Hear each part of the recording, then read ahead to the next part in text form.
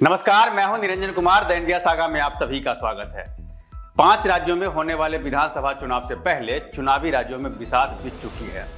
BJP ने मध्य प्रदेश में अपनी तीसरी लिस्ट जारी कर दी है, लेकिन इस लिस्ट में कई ऐसे नाम हैं जो चौंकाने वाले हैं, जिसके बाद से ये अटकलें लगनी शुरू हो गई है कि बीजेपी आने वाले चुनावी राज्यों में इसी तरीके का गेम प्लान कर सकती है।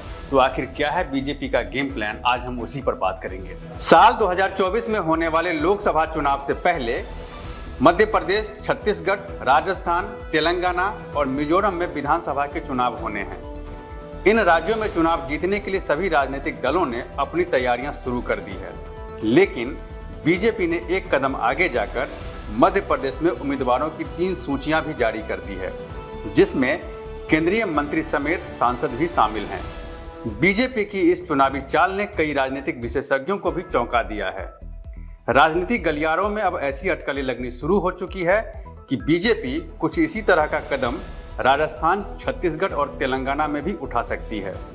राजस्थान की अगर हम बात करें तो यहाँ जल शक्ति मंत्री और जोधपुर के सांसद गजेंद्र सिंह शेखावत, कानून मंत्री अर्जुन राम मेघवाल, राजसमंद से सांसद दिया कुमारी और जयपुर ग्रामीण से सांसद राज्यवर्धन सिंह राठौर को चुनावी मैदान में उतारा जा सकता है। बीजेपी के शीर्ष नेतृत्व ने यह तय किया है कि इस बार सीएम फेस के बिना ही चुनाव लड़ा जाएगा और जीतने के बाद विधायक अपना नेता चुनेंगे। राजस्थान में पार्टी के इस कदम से पूर्व मुख्यमंत्री वसुंधरा राजे सिंधिया नाखुश हैं। वो चाहती हैं कि चुनाव से पहले पार्टी सीएम का चेहरा घोषित करे, लेकिन केंद्रीय नेतृत्व की तरफ से ऐसा नहीं होने पर वो नाराज बताई जा रही है। यही वजह है कि राजस्थान में बीजेपी की परिवर्तन संकल्प यात्रा के दौरान भी कई जगहों पर उनकी अनुपस्थिति ये बताने के लिए काफी थी कि राजे पार्टी से नाराज हैं।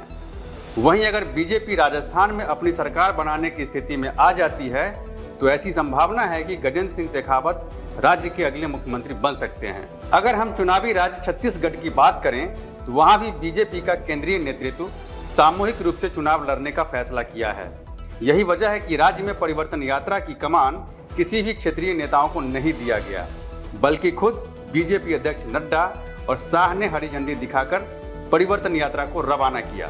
देश के दक्षिणी राज्य तेलंगाना में बीजेपी केंद्रीय मंत्री और राज्य के प्रमुख जीके रेड्डी समेत 4 सांसदों को मैदान में उतार सकती है, क्योंकि मध्य प्रदेश में केंद्रीय नेतृत्व के इस तरीके के फैसले ने सभी को चौंका दिया है और दूसरे राज्यों में भी इस तरीके का प्रयोग होने की बात सामने आ रही है।